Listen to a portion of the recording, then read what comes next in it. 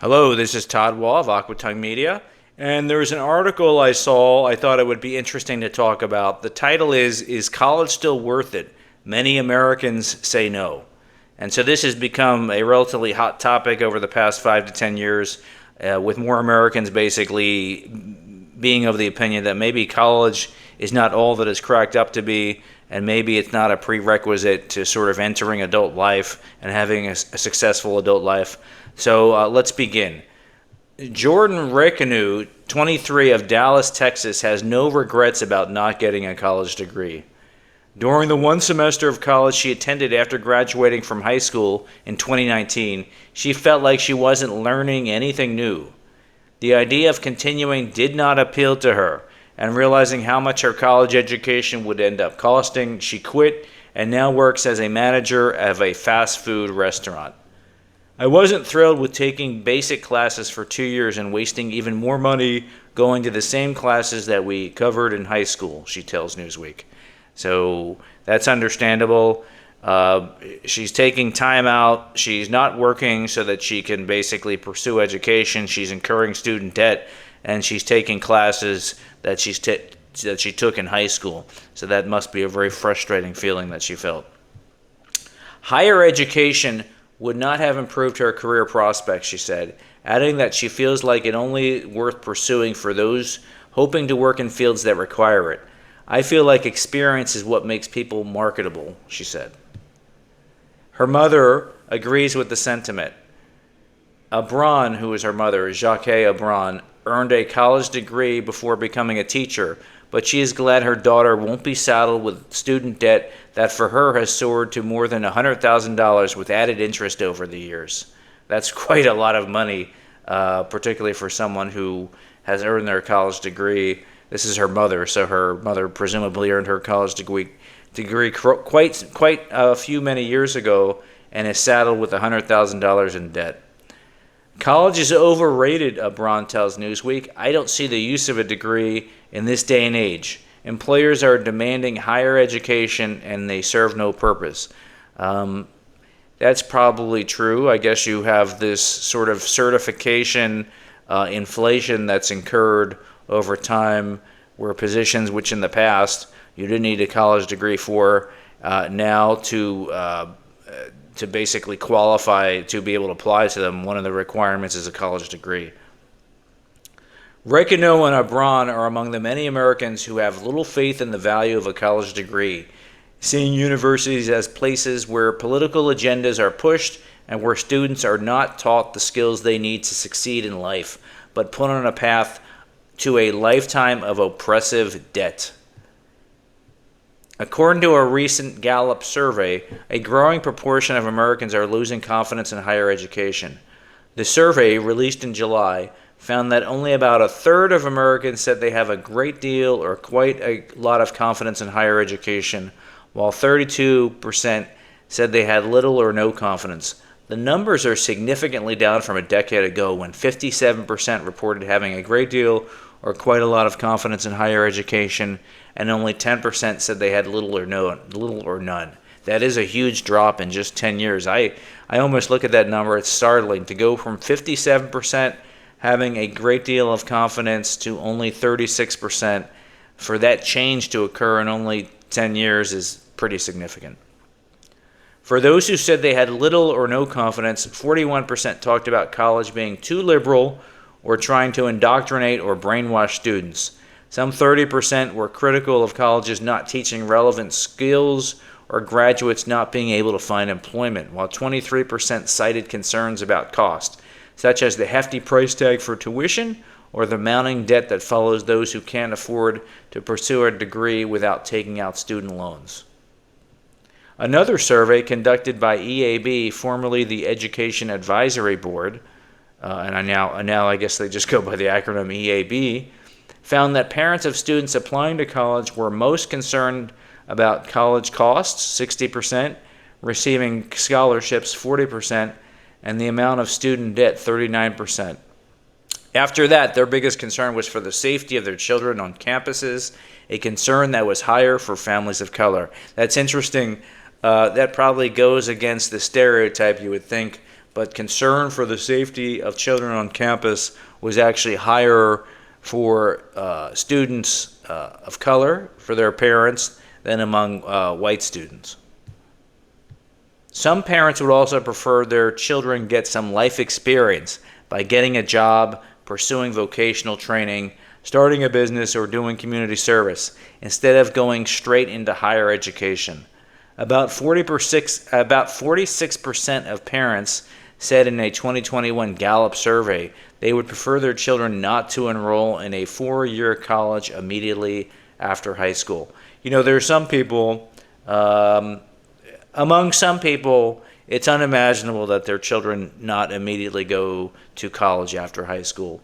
There are other parents in other parts of the country who have, I guess I want to say, a more practical point of view and sort of want to make sure that their child's maturity level and desire is there before they commit to, you know, helping them. Typically, parents are going to help their children pay for college, and they want to make sure that their children are committed and have developed the discipline, to be successful in college.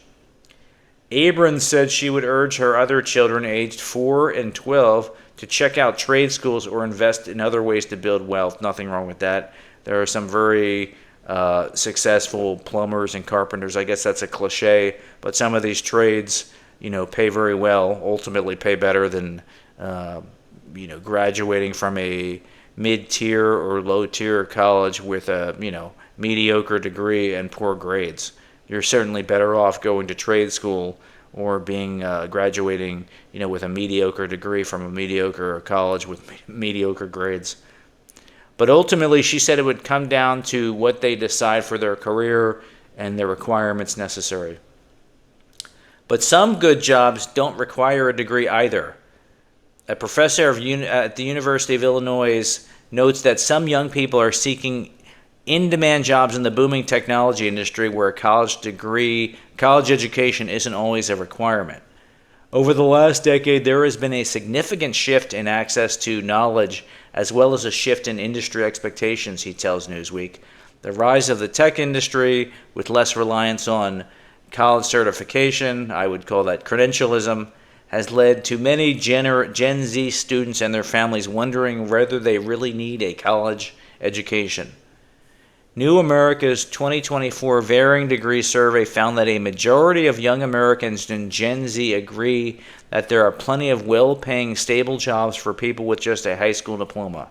However, many more agree that it would be easier for those with some kind of college degree.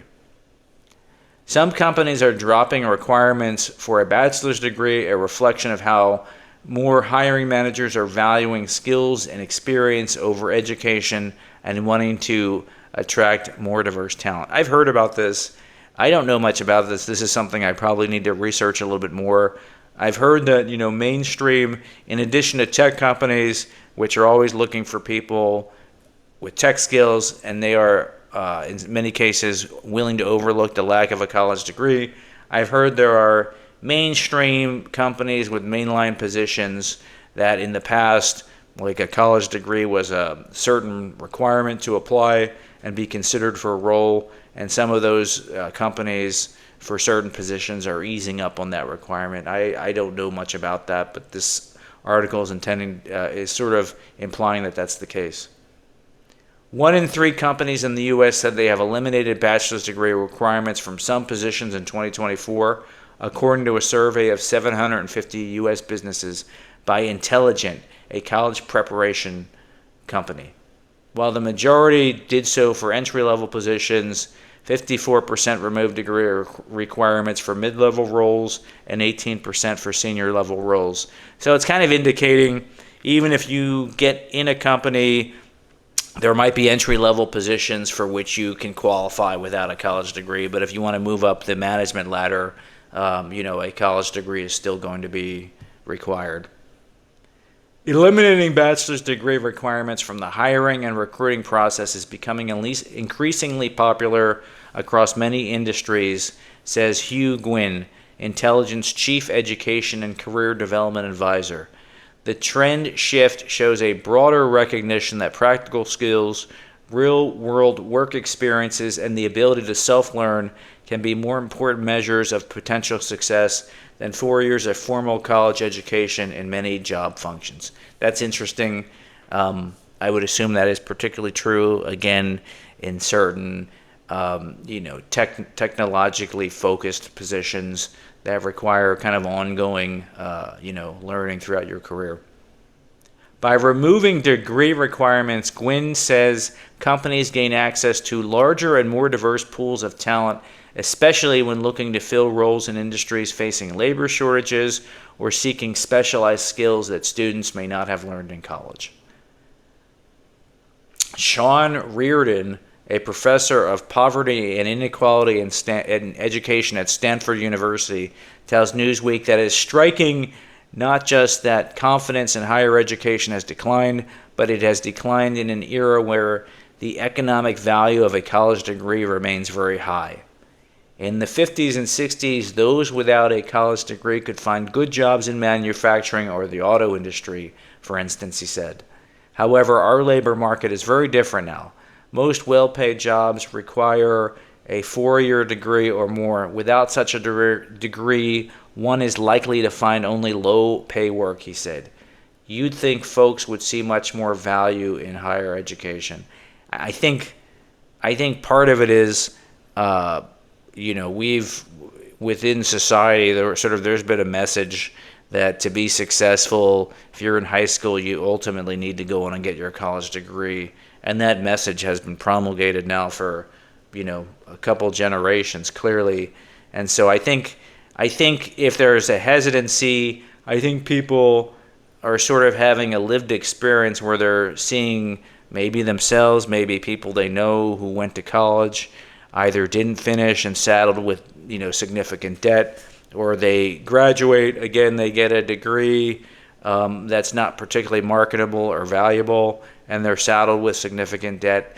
And so they know, they have lived experiences, and they see lived experiences where a college degree has not been worth it, but that message is still out there. Culturally, as a society, we continue to promulgate this message that you need a college degree. So I think that there are people basically who in their gut feel like, college is less important than it used to be, but it's still hard to sort of fight that message that we send out as a society.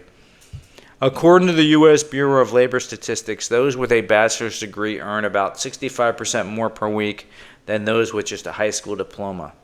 Furthermore, unemployment rates among high school graduates are almost twice as high as those who have a college degree.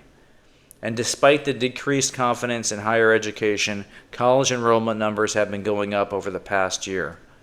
Colleges nationwide saw undergraduate enrollment plummet during the COVID-19 pandemic, but while undergraduate enrollment figures remain behind pre-pandemic levels, they increased this spring and last fall, according to the latest report from the National Student Clearinghouse.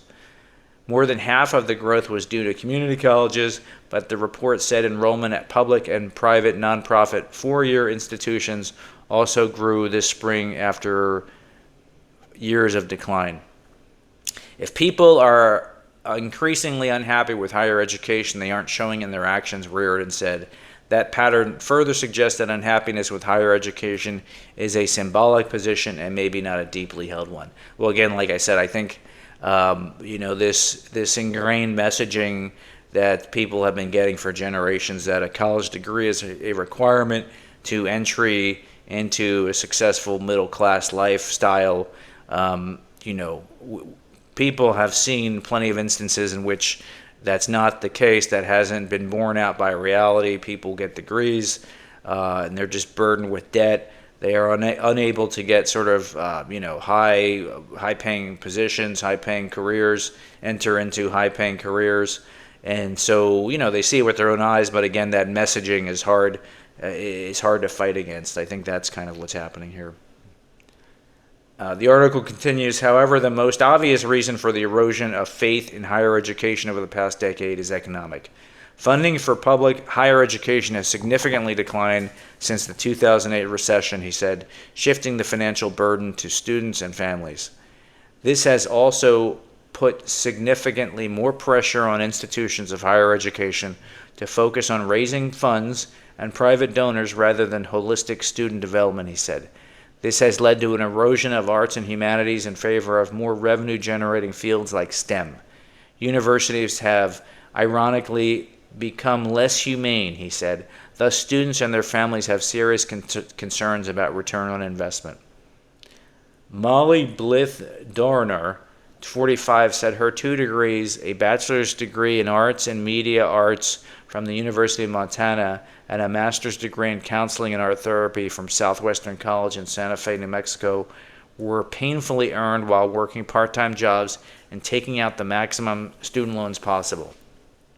She previously worked with adolescents in a therapeutic boarding school, but is now working at an Amazon fulfillment center in Mississippi. Her student debt has soared to more than $150,000. So this woman basically has not just a bachelor's degree, but a master's degree. She's $150,000 in debt, and she's working in an Amazon fulfillment center in Mississippi.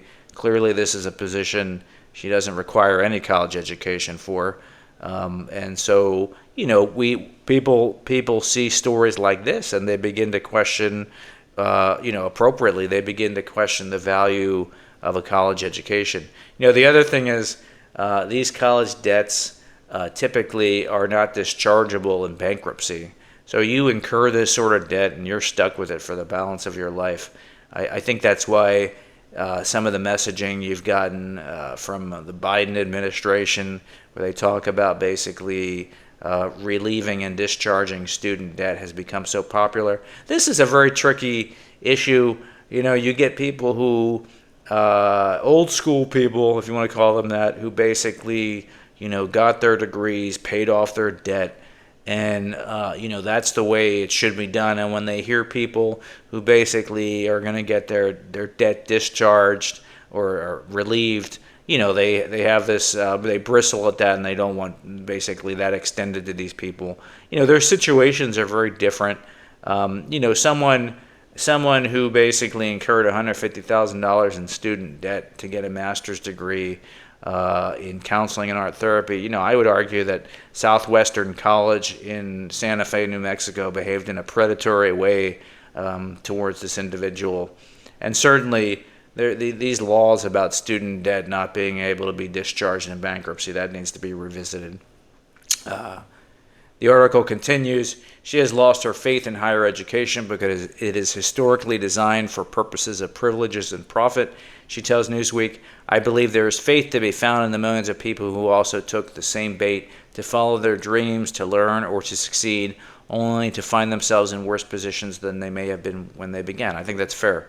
Again, I think it's very easy. I think sometimes people from an earlier generation will criticize these people. They'll talk about the poor choices they made. They talk about they should, go with their eyes wide open and understand the obligation they're taking on. I think it's more. I think it's more nuanced than that. Abron would not recommend anyone go to college if they have to get loans due to the predatory and life-draining cycle of student loans, she said. It's a debt that follows you to the grave. On the opposite end of the spectrum, Brooke Schwartz, a 23-year-old from New York State, tells Newsweek that she feels her college education is well worth it. She graduated with a bachelor's degree from the University of Michigan and is now studying at the Fordham University School of Law. Well, University of Michigan is one of the top public universities in the country. She's now in law school, so clearly it worked out for her. Law school is a separate issue. Whether there's too many attorneys being educated and whether they're going to be able to have the career that they want to pursue, but that's a separate article. Higher education allows students to learn about and examine different industries and help students to develop an entrepreneurial and innovative mindset, she tells Newsweek. While the costs associated with education are on the rise and quite considerable, I would not have been able to pursue my passion to be an attorney without my undergraduate and graduate degrees. Judy Hayes of Orlando, Florida, is also confident that college education is worth it, though she acknowledges that it is becoming increasingly unattainable for many Americans. Hayes, 51, graduated from Florida State University and worked as an attorney full-time before moving to part-time work after having children. Now she's focused on getting her eldest a high school junior into college, possibly an Ivy League institution. I'm still highly confident in education, but that comes from a position of privilege and as a parent of a very bright child who will probably enter a field that requires a degree, she tells Newsweek, and without saying that will pay pay a very attractive salary for whatever career that child ends up pursuing. The paradigm has shifted so far from when I was his age in the late 80s. You could fall ass backwards into a great public education at a price that wouldn't leave you beholden for decades, beholden to debt. That's kind of what she's saying. Among parents, there's a huge dichotomy between the people who can afford the higher education and the ones who can't, but feel compelled to mortgage their futures for it. She said that's pretty insightful. I think that's exactly correct. That's kind of the point that I'm making. Some of the declining faith in higher education stems from the universities becoming flashpoints in the nation's culture wars. Confidence in higher education has dropped most among Republicans, the 2024 Gallup survey found. While only 11% of Republicans report having little or no confidence in higher education in 2015, the number is now 50%. Wow, 50% of Republicans have little or no confidence in higher education currently in 2024, and that's up huge from a decade ago. Republican lawmakers have been moving to defund or ban diversity, equity, and inclusion efforts at universities, saying that programs are discriminatory and promote left-wing ideology. Opponents say that programs are necessary to ensure higher education institutions meet the needs of diverse student populations. Some administrators consider such factors when admitting students, deciding which faculty members to hire and promote, or when issuing scholarships. So this is some of the issue. If you're on the right, or certain people basically will be of the opinion that race, background shouldn't be considered when admitting students into universities, promoting faculty within universities, and universities are clearly sort of taking these factors into account. And this is kind of one of the main faults between the left and the right that you're saying. The decline in confidence is the result of political polarization and the portrayal of colleges and universities as elitist by populist politicians and populist-aligned media, Reardon says. Ted Wolfson, the president of the American Association of University Professors, tells Newsweek that declining confidence in higher education can be linked to the far right's relentless campaign to demonize and delegitimize the teachers, researchers, and students on our campuses. As these polls have shown, their cynical and dangerous propaganda is working. So Ted Wolfson is basically saying kind of whatever perception has grown among the general populace about kind of the universities becoming too left-wing and drifting too far to the left, he's saying that's not accurate, and that's basically people only have that perception as a result of dangerous propaganda. Higher education has given Americans the chance to transform their lives and have more security than their parents, Wolfson said. Higher education is a pillar of our democracy. It leads to critical thinking and educated citizenry and a better, clearer understanding of the world around us. We have to ask ourselves, why would some want to destroy that? I guess their opponents on the right would probably think, the argument the opponents on the right would make is that higher education has already destroyed that themselves. They've essentially destroyed that from within. Israel's ongoing war with Hamas has exposed some of the core deficiencies of today's elite higher education institution. University of Illinois' Rasfar argues, rather than creating productive public conversation around core ideological and identity issues, they have cultivated in the perception of many greater polarization. There has been a serious shift in perception as to whether or not universities are prioritizing the public good over private and sectarian interests, he says. This is an absolute nail in the coffin for the future viability of higher education. This spring, colleges across the country were roiled with protest, I love that word by the way, against the war, leaving universities struggling to grapple with how to balance free speech rights with protection from discrimination amid rises in anti-Semitism and Islamophobia on campus. I don't know. Islamophobia, I'm sure, is a problem, but I think specifically recently it's been more a concern about anti-Semitism. Many of the protests that you saw against Israelis' war against Palestine, or in the Palestine, whatever the proper terming of it is. I'm not trying to make a political point. There were a lot of protests regarding that issue, and some of the protests, kind of went too far, I guess you'd say, or there was concerns that they went too far into anti-Semitism. So clearly there was anti-Semitism. I don't know about the Islamophobia. With students now returning to colleges, some schools are adopting rules to limit the protests that roiled campuses earlier this year. The American Association of University Professors has warned that enacting overly restrictive policies could discourage free expression. Michael Thaddeus, a professor of mathematics at Columbia and the vice president of the Columbia chapter of the AAUP, tells Newsweek that fostering debate is what universities should be all about. They should foster debate. I think there's no disagreement about that. Civil debate on all sides, left and right. No heckler's veto, basically. Let people speak. Don't let people shut them down by claiming that they're afraid or they're in danger or they feel like these words are violence. Apply